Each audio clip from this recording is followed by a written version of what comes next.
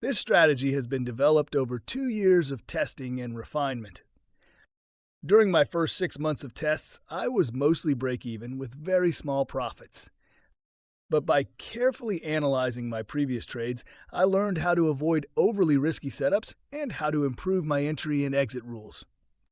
That process was the real turning point, transforming my results from flat to consistently profitable. My strategy is based on the ratio between the two stocks in a pair, simply dividing the higher price by the lower.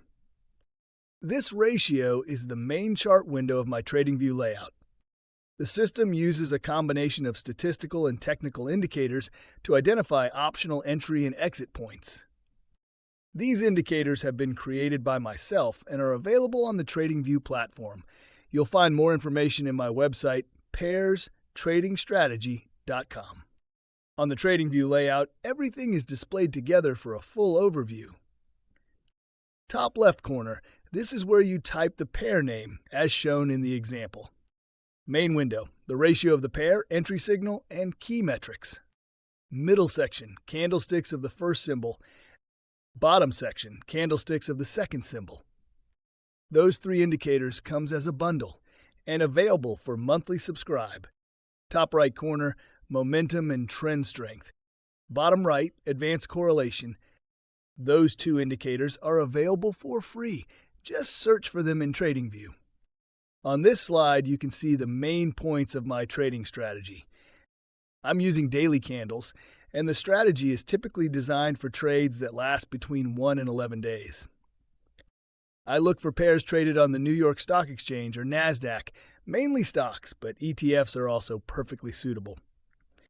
The system combines more than 10 indicators, but the most important ones are correlation, Bollinger Bands, trend strength, and stochastic confirmation.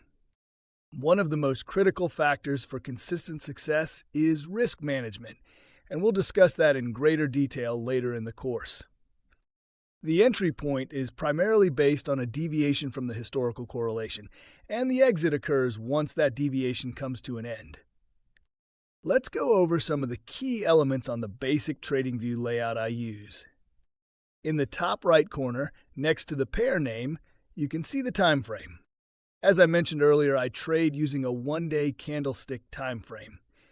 You'll also notice the entry signal for a long position.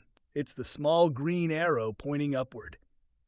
Just below the arrow, you'll find details showing which symbol is long, which is short, and the suggested quantities for each side.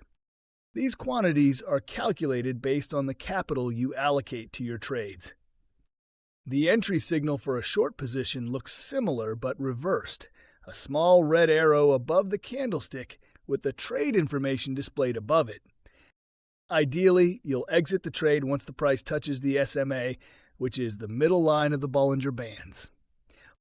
Correlation is shown in the lower right corner, but you can also confirm it visually by looking at the two candlestick charts below the main ratio chart of the pair. The top right area combines both the overbought-oversold indicator and the trend momentum indicator.